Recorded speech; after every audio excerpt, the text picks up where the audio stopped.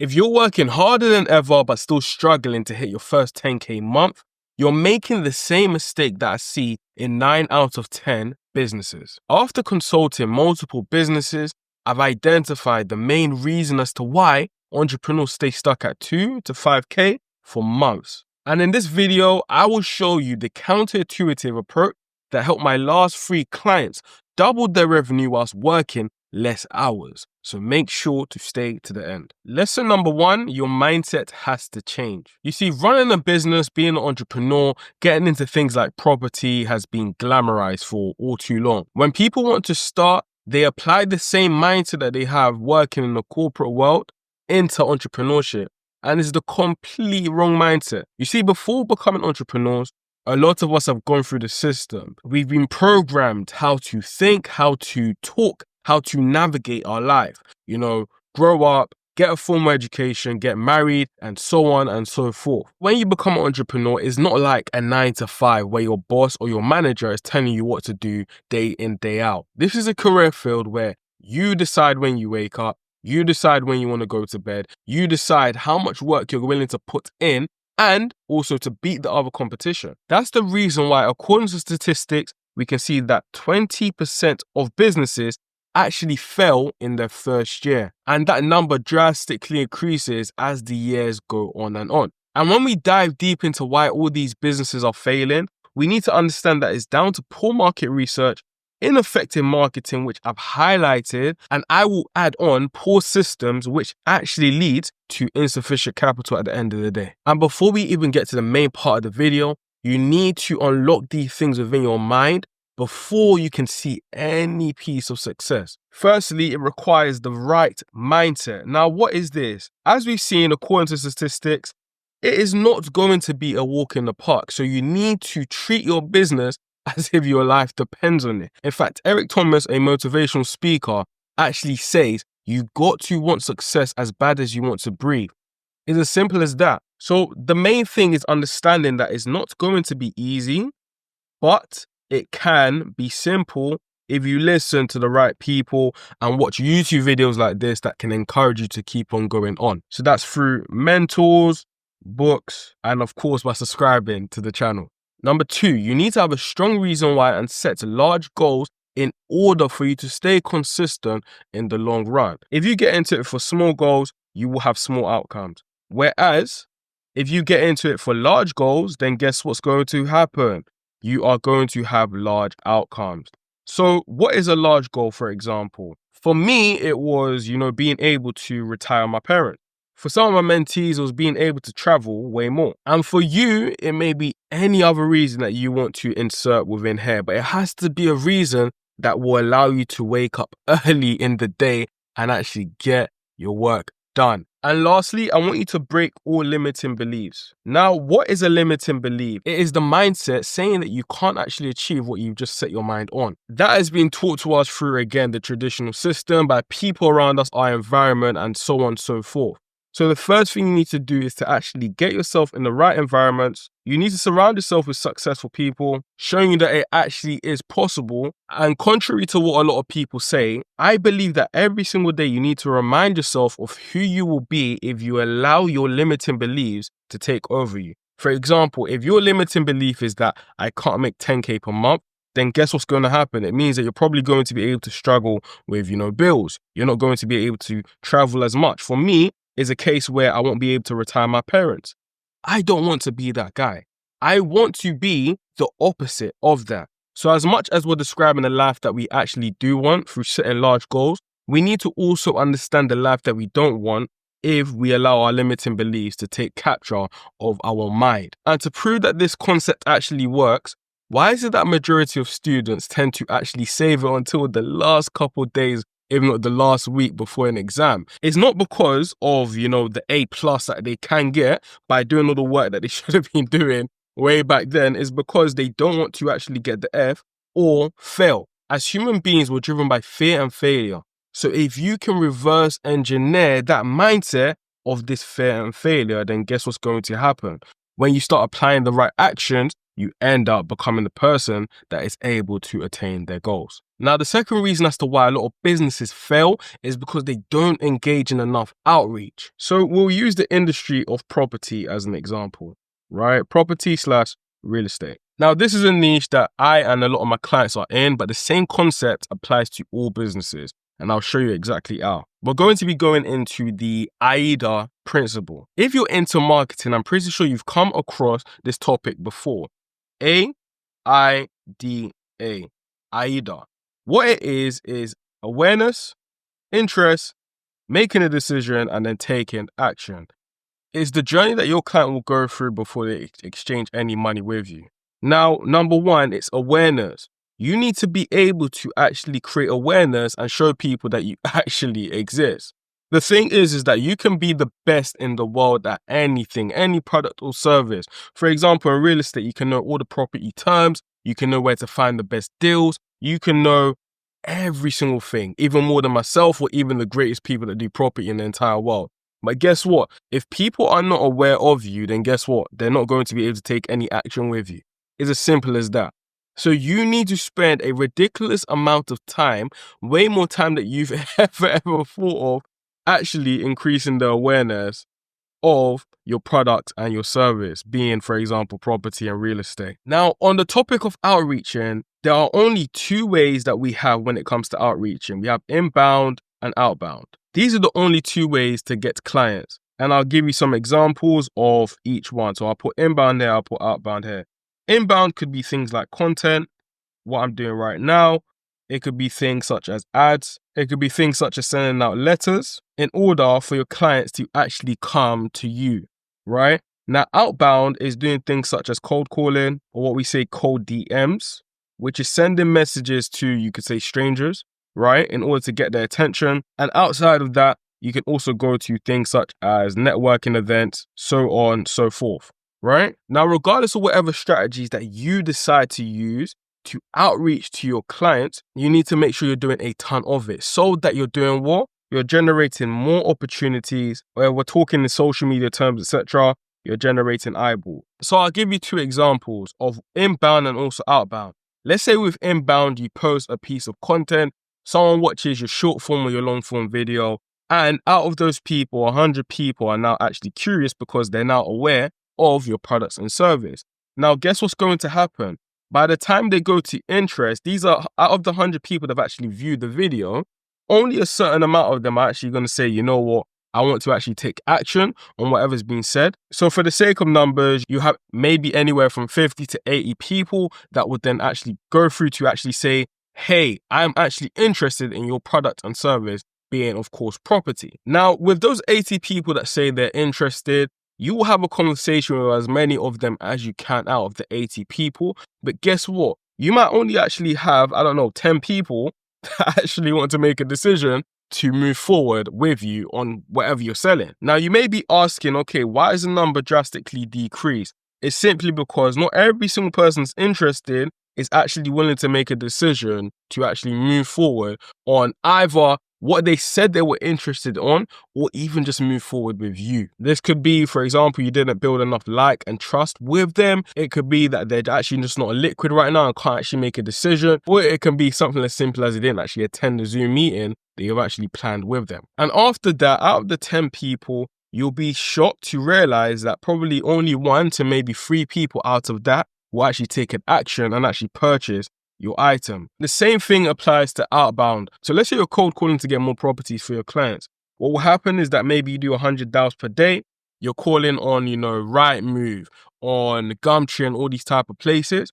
And after that, what ends up happening is that a lot of the time, you're going to be facing a lot of no's. So let's say, for example, let's just say for the sake of numbers, out of the 100 calls you make, only maybe 70 actually pick up. Out of the 70 that pick up are actually interested to make a potential decision with you, which will be probably like maybe 5 to 10. And out of that, you're probably only going to be able to close 1 to 5 leads out of these hundreds they've actually outreached on. Again, down to people saying no, down to people not picking up, etc. The same thing applies depending or regardless of the variable. A lot of you, again, will be like, okay, but those are low numbers. I'm doing 100 in order to just get 1. Yes, that is what happens in any business. You'll have a lot of people that express interest within your product and service, but only a small amount of them will actually take action to actually exchange money for that service that you've actually provided. So let's see how the numbers actually pan out. For example, let's say I'm a deal sourcer and my ticket size is £3,000, right? So I've posted a piece of content or I've done a lot of calls, etc. I'm getting 100 opportunities from doing both of these. And the thing is, in doing all of this, it's not going to actually cost you that much time. For example, recording a piece of content should take no longer than an hour, right? Including editing it, etc. Unless you're trying to go fancy, etc. But in the beginning, it's all about quantity. The same thing applies to cold calling. In reality, you can do those 100 calls within 2 to 4 hours if you're extremely slow. I would much rather suggest that you get that done within 2 hours maximum. And what we're saying right now is that all you need to do is that if you're spending a certain amount of time per day, let's just say for the sake of argument, 2 to 4 hours per day doing outreaches every single day, you are increasing the likelihood of you actually earning your commission, which is right here, the £3,000. And this can start to increase every single day because you're doing more outreaches, your results are starting to compound, and so on and so forth. So make sure to increase the amount of outreach you're actually doing. Now, number 3, you're not nurturing and building a strong enough relationship with your clientele. Again, using property as an example, a lot of agents, a lot of deal sourcers, and a lot of people that are running property businesses only ever focus on the top of funnel, the people that are ready to buy instantly. But as we know, when we're doing a product such as property, this is a high ticket product. What is a low ticket product and what is a high ticket product? We're talking about a product that is anywhere from £1 all the way to £1,000 or dollars. And when we're talking about high ticket, we're talking about products that are now starting to go from 3K to 10Ks, the 20K, the 30Ks plus. The buying behavior with low ticket items is that these are more affordable so people can instantly buy all the time. For example, a Netflix subscription is like £10 per month, so you can easily afford that, anyone can. Whereas making a decision to actually purchase a property is a very big decision for any and every single person. Thousands and thousands of pounds on a single property. So you need to understand that your client is not just going to jump at a property investment solely because you tell them to. So these things take time. The buying cycle is way slower, but yet a lot of us are always focused on the people that are ready instantly. So what I advise for my clients is to not just focus on the low-hanging fruit, but to build long-lasting relationships so you increase your pipeline. And guess what? This is how you start to have a consistent amount of sales, because you have so many people that you've built a strong relationship with, so that when they're finally ready, guess who they go to? They go to you. So instead of just focusing on the top of funnel, why don't you attract all these people to your funnel and you start to nurture the relationships with them, providing them with value. This value could be emails. It could be, sending them text messages. It could be booking consultation calls with them to find out exactly what they're looking for and whether you're the right fit or not. And guess what? These people will appreciate it. And eventually, over a long period of time of you actually giving them this free value, they're going to start to trust you way more. And that is when you're going to be able to generate a consistent amount of deals all the time. So stop focusing on what every single person is focusing on, which is always the top of funnel, the people that are instantly ready. You need to start actually building a solid pipeline so that whilst everyone is actually scrambling around searching for new clientele, your new business is actually going to be the old business that you've already established from time and time and time before, the seeds that you've planted from time and time before. So just to run over that, what you want to do is that you want to have maybe a introductory conversation or consultation call with your client at the top, understand what they need, all these type of things. Then you want to send them down a funnel, which is actually all of these things that I've said right here. So, ebooks, e-guides, emails, all this type of stuff that's going to educate them and actually nurture them for a long period of time. You also want to maybe actually add them to WhatsApp groups where you're sending out deals for a long period of time as well. And from doing this, guess what's going to happen? Eventually, from you actually getting other clients' results and them seeing testimonies and things like that, guess what? These clients that didn't buy with every other person because they weren't ready, By the time they actually know, like, and trust you, they're going to end up buying with you because you're the person who actually sustained a relationship with them for long enough. So learn to build long-term relationships. Trust me, it's the game changer of every single thing. Now, last but not least, the mistake that a lot of people are making is that they're solely relying on the old traditional systems in order to generate more clients for their business. What do I mean by this? If you have to work every single hour in order for you to generate new business, then guess what? You'll be working until you die. You can't solely rely on hard work in order for you to create a sustainable business. You have to start moving smart. You have to generate systems that will actually attract these clients to you on a consistent basis. The same way we built a system in order to build a long-term relationship, we need to create a system for our client acquisition. The first thing you want to do, again, is just to create a strong brand presence. So after, again, you're consistent in this game, you're going to start building that presence where people actually come to you rather than you going to them. So that can be built through, again, just staying consistent, delivering your clients results and all the things that I've talked about prior, right?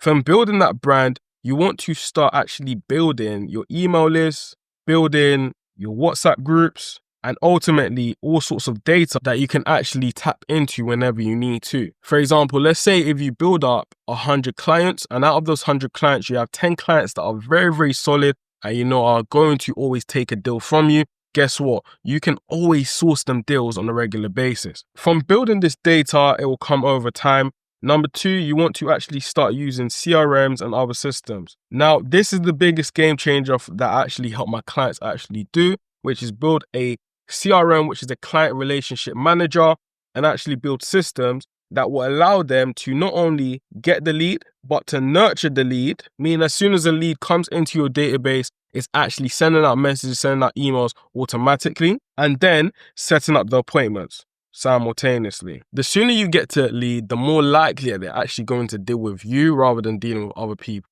This is what separates the boys from the men, right? The sooner you are able to adapt this into your business, the sooner you're going to be able to actually see those consistent high ticket months. And number 3, it's about using AI systems as well. Now, the thing with AI is that it's going to actually start replacing the amount of people that you need in order to complete a task. Think of it like this. Any task that you repeatedly do can be replaced with AI. You do not need a human being to do those simple tasks. And guess what that does? It saves you money, it saves you time, and it saves you effort. And this can be better spent in other areas, such as, again, doing the marketing, getting more clients, getting more property leads, and actually doing the sales. Building AI-driven solutions and systems is something that if you do not implement into your business right now, you are going to be left behind. And this is something that I can help implement within your business. So what I want you to do is 2 things. Either join the free school community where you're surrounded by like-minded individuals and I'll actually teach you how to build your own AI solutions in your business. Or number 2, you can book a consultation call so that I can actually do it for you and my team of experts can help drive the revenue within your business very, very quickly. Thank you so much for watching, liking, and sharing this video. This channel is built to help entrepreneurs scale to the next level. So I'll make sure to see you guys in the next one.